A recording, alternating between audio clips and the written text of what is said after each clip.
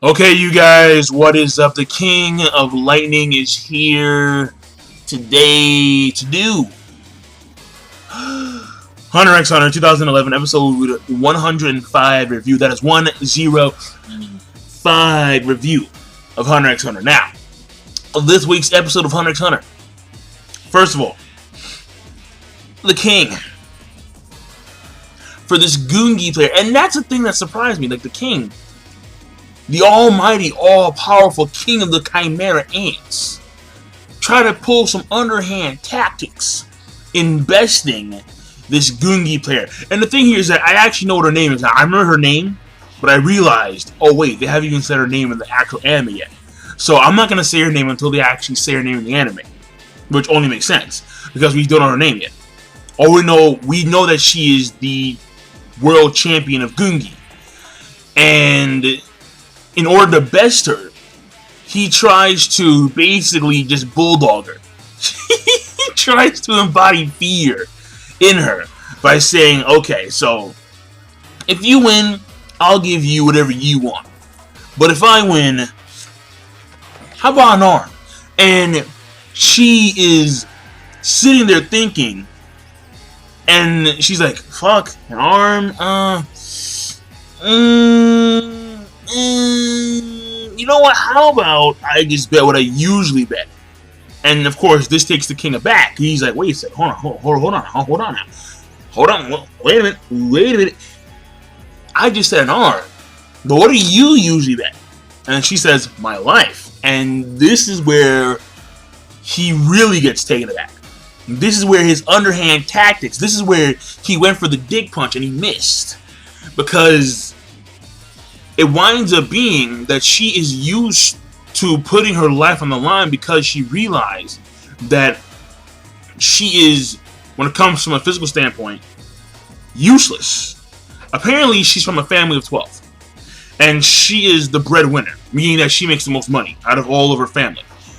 And the reason why she does is because she is the world champion of Gungi. And apparently there's a saying in this country wherein which if you lose a Gungi game, you become trash or garbage. Or if you're world champion of Gungi and you lose, you become garbage. And essentially that's what it is. The world champions of Gungi, they actually make a lot of money. Or they make enough money where they can survive quite comfortably. Even a family of 12. Because that's, I mean, word to the wise. I mean, I'm not trying to dictate your life or anything like that. But having 12 children, wow. I mean, back in the day, you can get away with that. But in today's economy, in today's society, no. 3 is too much. It depends how high up the ladder you are. It really does. But for like an average middle class family, I think 3 would be, 3 is a lot of, it's a lot of work with 3. 4 is definitely a lot of work. 5, that's uncharted territory. So, but hey, you do you. But she's from a family of 12. And she makes the most money. And if she were to lose, her pay would dramatically decrease. And she would actually be, instead of being the breadwinner, she would, in one day, in one fraction of a second, she would go from being the primary breadwinner to a burden upon her family. And in that sense, she becomes useless. So in that sense, her life has no meaning. And in fact, like I think her parents even told her something like that, which is like really, really, really super fucked up.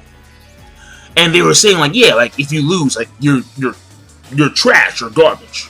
So really fucked up.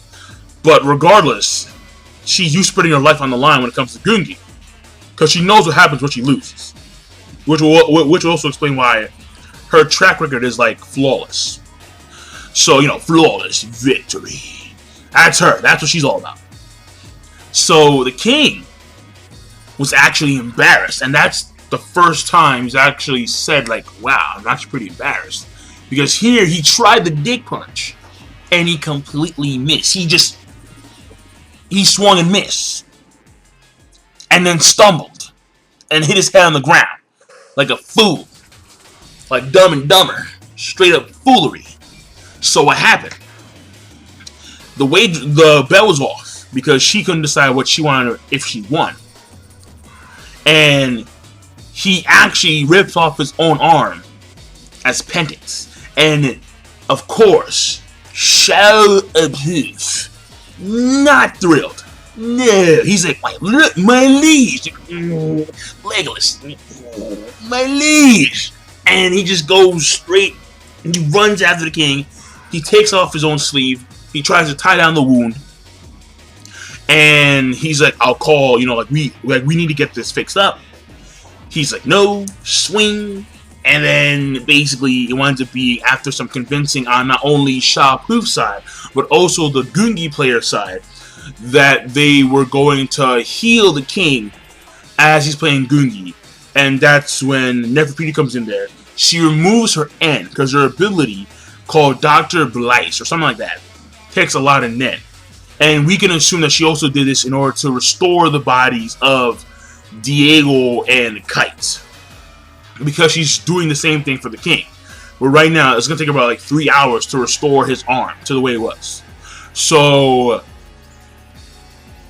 now, you take it as you would. But, when we saw Diego, what happened to Diego? Diego, he was basically, when the king first met him, he wasn't all there. Let's put it like that, okay? And we see him and he's fixed. But when we saw, it wasn't really like a silhouette. It was more like a shaded out outline of Diego. We see his eyes and we see that he's drooling. And the dude is clearly, basically, in the sense, even though she restored the container, the essence is no longer there. So basically the body was restored. But apparently Diego just has no soul. And the same thing probably applies to Kite. Therefore, at this point in time, given her ability, now that we know what it is, Dr. Blaze, given Diego's condition, we can assume the same thing applies for Kite. Therefore, at this point in time, you could probably say that Kite is dead with 90% accuracy, because Nefertiti herself has not stated otherwise. So that's fascinating, because even though she has a very unique ability where she can restore, I'm pretty sure, a lot of damage to the physical body, she in fact cannot restore the soul itself, or the essence itself, or the consciousness itself. Whatever you want to go about.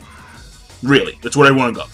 Now, when it comes to the rest of the episode, Knov and Palm on a side mission, because apparently there's this guy who's in the cast, because there's 3 humans. There's Diego, there's the Gungi player, and there's apparently the secretary of the country, Bezif. And this dude looking real smooth. I mean, just like baby oil smooth. And this guy, like the Rock in the middle of the ring, smooth, just covered in baby oil, dripping. And the thing here is that he needs some body, some able bodies, so he can get his work done. Because the only reason why he's still alive is because of the fact that he is apparently the individual that actually run the country from the shadows. And the thing about that is that the reason why he's so important to the country, the Chimera Ants, the king, the royal guard, they said to keep him, because he is necessary for them to maintain this facade in this country. He is quintessential. So he is online looking for some able bodies, and lo and behold, he gets like some email. He sees these people, and then one of them winds up being Palm in disguise. Her codename Tinkerbell.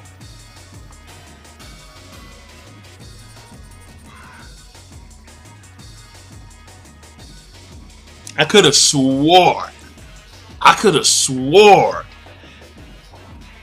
I've seen at least 3 strippers with the name Tinkerbell. I shit you not, man. Jesus, Tinkerbell. Wow. Okay. Alright. So, wait, hold on. Yo, was that some Quagmire shit I just put her there? Get it. Alright. Yeah. I'm about to watch some Family Guy right now. Alright. But moving on. Basically, after all that, what happens? Knov. Well, no. Before all that. Because like it's like simultaneous, basically. Knov, he's actually on some like mock Nimpo. And he is actually infiltrating the palace as we speak. And he decides to go now. He's not waiting till it actually turns to night. He's going now. Because the end of Neferpitou is actually disengaged. Her end is no longer active. And even though Shalapoof's end is active, his end is nowhere even close to her range. So he's taking this opportunity to infiltrate so he can put the portals, the dimension holes, whatever you want to call them, in certain locations in the palace. I think 3 locations inside the palace, and then a few locations outside the palace perimeter. So if anything happens, there are several options for the party to go in there and get the job done, which is to separate the royal guard from the king. So how this goes, we will see. But right now, most of the focus is on Knov, because Knov is the one who is in immediate danger at this point in time, because he has to go into the palace and he has to set up these portals. But it looks like we're gonna follow Knov and maybe even Palm for a while too. But that being said, the episode rating overall, it was a good episode. The animation was on point as usual. The pacing was well paced because we actually did get a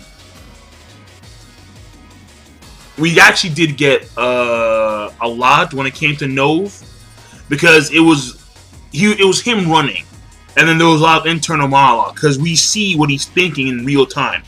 What he should do? Should he go now? Should he wait? Should he wait until it's darkness? Advance, that kind of stuff. But mainly it was focused on the king and Knov. But that's where the primary focus should have been to begin with anyway. So that was good. And there's a little bit of, Leol, he's still chasing Morel, and then we get that thing at the end with Palm. So, but the pacing was mainly focused on those two scenes, scenes. Again, the king and the Gungi player, and then Knov and his infiltration.